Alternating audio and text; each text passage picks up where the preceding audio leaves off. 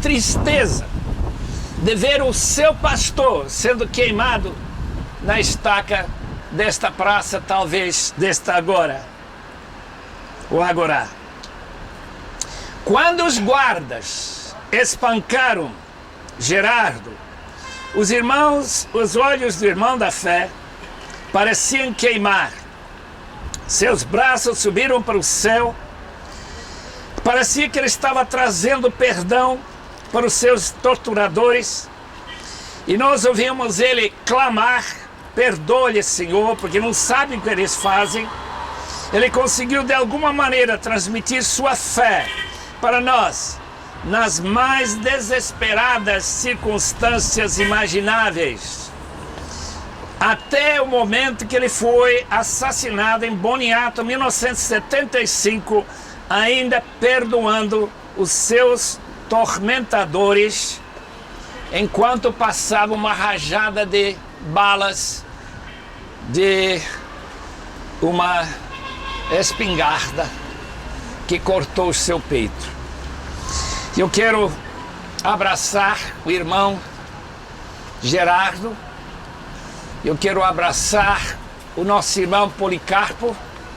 Eu quero lembrar, quando eu tenho uma vida tão fácil, sem perseguição em São Paulo, pelo menos até o momento, quanta fé aqueles irmãos tiveram, quanta fidelidade até a morte, porque não amavam, como o apóstolo Paulo disse, não amavam suas vidas até a morte. Que todos nós, tão privilegiados para chegar nesse lugar e relembrar esses fatos, devemos ser a repensar como seria eu se eu tivesse que enfrentar o que esta igreja forte, rica na fé, pobre financeiramente, vivendo em até cavernas por aqui, que esta igreja é um símbolo, é uma estrela que brilha no céu do nosso Deus. E que nós possamos voltar para Portugal, para o Brasil e dizer: a história nos ensina a como viver, como Deus quer que nós vivamos, e sermos reconhecidos como heróis, recebendo essas grinaldas, essas coroas de vitória. Que Deus abençoe a todos. Lembremos a igreja de Esmirna.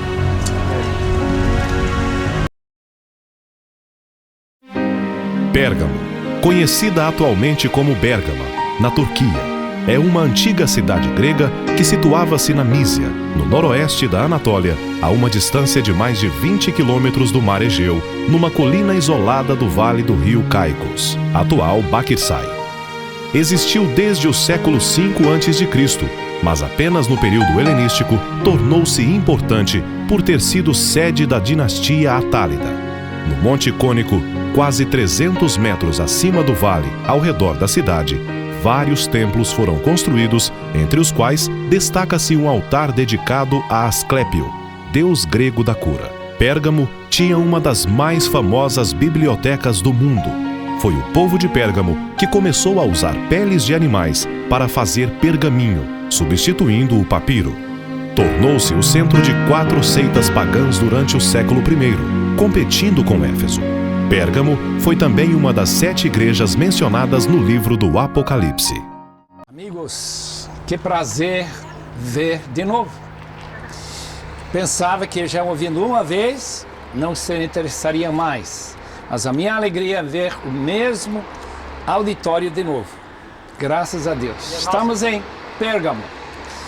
Pérgamo tem fama, grande fama, por ter tido a maior biblioteca fora de Alexandria, até os romanos tomarem esta cidade no ano 88 a.C. e entregar toda a biblioteca de 200 mil livros para Alexandria. Então Alexandria recebeu essa cidade rival, odiada, recebeu a biblioteca desta cidade. Mas não estava incluído o livro que nós vamos ler agora, o livro de Apocalipse. Capítulo 2, lendo já no versículo 12. Ao anjo da igreja em Pérgamo. Esta cidade, a gente fica muito assim emocionado com isso. A igreja em Pérgamo escreva: estas são as palavras daquele que tem a espada afiada de 2 gumes. Sei onde você vive, onde está o trono de Satanás, contudo você permanece fiel ao meu nome e não renunciou à sua fé em mim, nem mesmo quando Antipas, minha fiel testemunha, foi morto nessa cidade onde Satanás habita. Nós gostaríamos tanto de saber em que local este fiel testemunha foi morto, provavelmente decapitado e não apedrejado, tal como o apóstolo Paulo também foi decapitado alguns anos depois, ou antes, dependendo da data desta carta.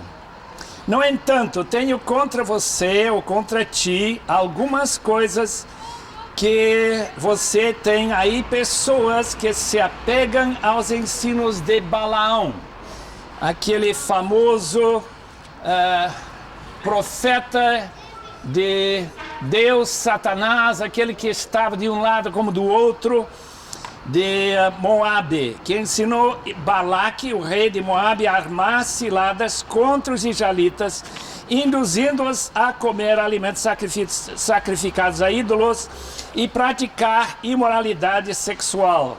De igual modo, você tem também os que se apegam aos ensinos dos nicolaítas. Portanto, arrependa-se, senão virei em breve até você e retirarei e lutarei contra eles com a espada da minha boca. Aquele que tem ouvidos, ouça que o Espírito diz às igrejas: ao vencedor darei da maná escondido, também lhe darei uma pedra branca com um novo nome nela inscrito, conhecido apenas por aquele que o recebe. Assim termina esta carta enviada especificamente para a igreja evangélica. Eu queria dizer batista, mas realmente era mais Assembleia de Deus do que presbiteriana. Então, a gente não sabe qual é o título que nós devemos dar. Se nós pudéssemos voltar na história e frequentar um culto aqui, nós ficaríamos muito estranhando várias coisas que estariam acontecendo. Por exemplo, o horário dos cultos. Para nós, o horário, pelo menos no Brasil, à noite. Em Portugal também, tarde e de noite. Aqui, os cultos podiam ser, como já dizemos, durante a noite toda, especialmente sábado à noite, para reunir. E eles então estariam lendo o que chamamos dos apóstolos, isto é, lendo partes que foram transmitidas de Lucas, Mateus, aqueles livros chamados sinóticos. E o que é interessante desse livro de Apocalipse que nós estamos lendo hoje à tarde é simplesmente o fato que o livro de Apocalipse é um livro único, não tem outro igual no Novo Testamento. Foi escrito por João na ilha de Patmos. Ele tinha contato com esta região por ele ser uma espécie de líder apostólico da igreja de Éfeso. E como nós estamos dentro da área de influência de Éfeso, podemos entender também por que chamaram esta basílica do João o teólogo, isto é, João que não era o Batista. Batista não era teólogo naquela época. Este livro tem a característica que nós chamamos de gênero apocalíptico. Apocalíptico usa símbolos que às vezes são absolutamente impossíveis para nós decifrarmos. Nós perdemos o código para poder saber exatamente o que quer dizer um dragão, o que quer dizer esse tipo de anjo, o que quer dizer uma montanha jogada no mar, aqueles figuras que não têm assim muito significado para nós. Mas a coisa interessante do livro de Apocalipse, ainda que não tem nenhuma citação do Antigo Testamento, nenhuma. Tem pelo menos 400 alusões. Qual é a diferença entre uma citação e uma alusão? Uma alusão é quando se pega um trecho, pelo menos um versículo, e cita o versículo todo. Enquanto uma alusão é apenas quando a ideia do Antigo Testamento, como nós acabamos de ler aqui, de Balaão, também aparece no texto. Agora vamos dar uma olhada, quem tem a sua Bíblia. Eu quero primeiramente lembrar que esta palavra, frase, anjo da igreja de Pérgamo, é mais um símbolo que nós não entendemos diretamente. Sabemos que havia espírito da igreja. Se este anjo era o espírito da igreja ou se era um homem, líder da igreja, como quase universalmente se pensa ao redor do mundo, que deveria ser o pastor, eu não posso declarar. Pode ser que seja, pode ser que não. O interessante é que a carta é endereçada ao anjo da igreja de Pérgamo.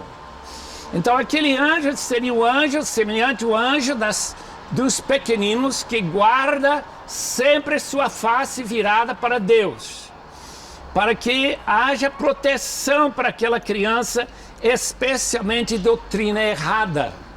Esses pequeninos, por acaso, não são crianças, são pequeninos na fé, pessoas que não têm nenhum argumento contra o favor de nenhuma posição teológica ou bíblica. Daí nós temos a possibilidade deste anjo da igreja ser de fato um espírito da igreja. Eu encontrei justamente citações de um espírito da igreja, ou anjo da igreja. Essas são as palavras daquele que tem a espada afiada.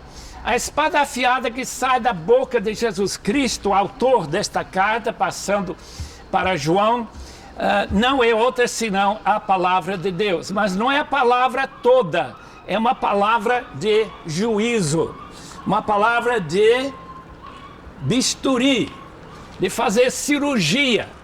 Nós já vimos lá em Tiatira essa possibilidade de Deus retirar e matar alguns que estavam cometendo adultério com aquela senhora profetisa chamada Jezabel. Novamente, a palavra de Jesus Cristo é uma palavra de dois fios que tem a característica de Hebreus 4:12, afiado dos dois lados, que penetra até as profundezas do coração humano. Então, não é uma ideia física, mas justamente um símbolo. Hebreus 4, que tem alguma coisa a ver com esta frase mandada para a igreja de Pérgamo. Pois a palavra de Deus é viva e eficaz e mais afiada que qualquer espada de dois gumes, que penetra até o ponto de dividir alma e espírito, juntas e medulas, e julga os pensamentos e intenções do coração. Novamente encontramos nestas cartas o fato que Jesus Cristo está acompanhando tudo que passa na igreja. A igreja dele não é nossa igreja. E especialmente o ensinamento. Aquilo que está sendo passado como verdade, se não for verdade, então ali podemos esperar o juízo do Deus Filho. Segundo lugar, o texto diz que ele sabe, o conhecimento de Cristo, que ele sabe que nesta cidade de Pérgamo tem uma espécie de trono de Satanás. Os entendidos não sabem em que sentido esse trono seria.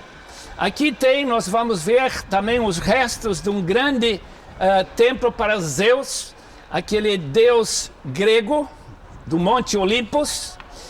E aqui também tem o que, na época em que esta carta foi escrita, refere-se ao espírito de Roma, uma espécie de deusa Roma, uma tentativa de unir o império em torno da religião, e a religião seria o espírito de Roma. Qual dessas ideias é o trono de Satanás, nós não sabemos. O que sabemos é isto, que na antiguidade, na mesma época que este livro foi escrito, colocar um pouco de incenso numa brasa ardendo, aí fazendo aquele cheiro e declarando alguma coisa sobre o senhorio do imperador, daria liberdade para o cristão receber a marca que nós lemos no próprio livro de Apocalipse. Não tem, felizmente, nada a ver com chip. Tem alguns que acham que vão colocar um chip tamanho grão de arroz lá na sua testa ou na sua mão, e você então nunca mais vai precisar de cartão, porque esse chip vai ter todos os dados, já tem, aliás, mas não tem muito a ver com essa adoração à imagem do imperador. Então, pode imaginar alguém carregando essa imagem, o seu escudo, e diante daquilo queimar um pouco de incenso. Então o trono de Satanás ou é uma adoração pagã, diretamente ligado a Júpiter ou a Zeus, que tem um templo aqui nesse lugar, eu tenho uma foto para mostrar alguns que quisessem, reconstruído, como também pode ser adoração a esse espírito de Satanás. Uma referência a Antipas. Parece que ele foi o único mártir nessa cidade, e várias outras cidades nessas 7 cartas não tem mártir. Essa cidade tinha. Como que ele foi martirizado, ninguém sabe. Provavelmente ele levantou a palavra, talvez contra algum oficial. Foi declarado, por exemplo, o cristão, quando ele se batizava, ele declarava que Jesus era Kurios, mas o problema é que em Roma tem Kurios. E esses 2 Kurioses são divinos. Ou um é divino, o outro não é. Então declarar que Jesus é Senhor era sempre perigoso. É uma maneira de dizer: eu estou do lado de Jesus Cristo, enquanto vocês que não se batizaram estão do lado do Kurios lá em Roma. Pode ser Nero, pode ser Domiciano, Vespasiano, qualquer outro daqueles famosos imperadores. Interessante que Paulo e Pedro também foram martirizados, mas nós não sabemos em que data. Como não sabemos a data deste livro de Apocalipse, pode ser o ano 70, pode ser o ano 96. Eu tenho um livro interessante que coloca com muita argumentação que este livro foi escrito antes da destruição de Jerusalém. Mas também tem outros elementos que mostram ou indicam que seria mais pelo ano 96. Se nós só soubéssemos, podíamos ter uma ideia melhor. Se este livro, Apocalipse, foi escrito no ano 70, os irmãos podem entender como era tão próximo da data em que Paulo e Pedro também foram mortos. Paulo no ano 67, antes da morte de Nero. Essa parte nós temos bastante certeza. E a mesma coisa com Pedro, que foi crucificado, segundo as únicas fontes que nós temos sobre a morte de Pedro, que ele foi crucificado cabeça para baixo, que ele não queria ser, de alguma maneira, confundido com Jesus Cristo. Então, Antipas, fiel testemunha. A palavra marturos, de onde vem nossa palavra mártir, já no 2º século vai tomar o conceito técnico de ser mártir. Nesta altura não, é simplesmente testemunha. Testemunha, se ele abre a boca, ele é morto. Se ele deixa a boca fechada, não tem que temer qualquer perigo. Vamos lá então para uma outra possibilidade deste trono de Satanás. Interessante que nessa cidade tinha um templo, não creio que foi esse aqui, levantado para o deus da saúde, Asclépio. Quando eu visitei Corinto, fiquei admirado que esta marca de uma serpente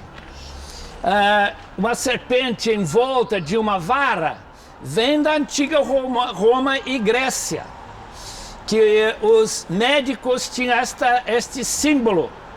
Agora é interessante que Satanás também tem esse símbolo. E talvez a razão que Jesus Cristo tivesse utilizado essa palavra para descrever esta realidade da busca de saúde. Tal como hoje em dia, pelo menos no Brasil, as igrejas que mais crescem, aqueles que podem resolver seu problema sem médico humano. Então chegar lá, pedir oração, e algumas pessoas obviamente são curadas e a grande maioria continua procurando a farmácia para tomar algum remédio. Então a ideia de ter ajuda de um Deus para receber a cura, também nós encontramos nessa cidade famosa de Pérgamo. No entanto, tenho contra ti, agora vem a condenação da igreja. Tenho contra ti algumas coisas que você tem pessoas que se apegam aos ensinos de Balaão. Nós já vimos que Balaão é a pessoa que recomendou que a mistura de prostituição religiosa com o cristianismo ou com Israel, como os israelitas nas planícies de Moabe, que estes atos que para nós não tem nada a ver com religião, mas simplesmente com imoralidade, era uma sugestão de esses ensinamentos. De onde vinha esses ensinamentos que a imoralidade não tem nada a ver? Vem do fato de que os irmãos podem entender claramente que, tal como Balaão viu que isto faria com que houvesse uma junção entre esse mundo aí fora e o cristianismo aí dentro, qualquer mudança de costume, qualquer reação contra práticas é sempre perigoso em termos de separação do cristão do mundo. Quando João, na sua primeira carta, diz amor ao mundo e amor a Deus são impossíveis, não pode ter os dois amores dentro do mesmo coração. Então nós podemos entender mais ou menos o perigo que este tipo de envolvimento com o mundo, com a prostituição, envolve. É tão difícil para nós imaginarmos como a religião estava misturada com o sexo, estava misturado com a compra e vendas, a produção de artigos, tão envolvido nesse mundo por aí. Além disso, tem aqueles que estão induzindo as pessoas a comerem alimentos sacrificados aos ídolos. A condenação desta prática nós encontramos novamente, já falamos um pouco sobre isso, mas em 1 Coríntios capítulo 10, que participar da mesa dos demônios e participar da mesa do Senhor é uma contradição. É impossível uma pessoa fazer parte das duas mesas, isto é, comer da ceia do Senhor e comer também das mesas dos ídolos. Não esqueçam que a razão para participar naquelas festas dos grêmios, dos sindicatos daquela época, das cooperativas, era justamente para poder ter mais negócios, para poder crescer mais financeiramente. Isso que Deus condena nesta carta. As condenações, já falamos de duas, agora a terceira é a aceitação, uma tolerância dos nicolaítas. No ônibus, nós ouvimos a palavra laico. Essa palavra vem da palavra grega que significa o povo. Então, os nicolaítas, Nikos, como nós já devemos saber dos sapatos Nikkei, né? Vitória. Vitória é sobre o povo. Então, os nicolaítas receberam essa palavra para indicar a maneira que eles manipularam a própria igreja. Os irmãos que sabem que tem pessoas nas igrejas, pelo menos algumas igrejas que eu conheço, que são donos da igreja. Então os nicolaítas, aparentemente, como nós lemos também em 2ª e 3ª João, eram pessoas que tentaram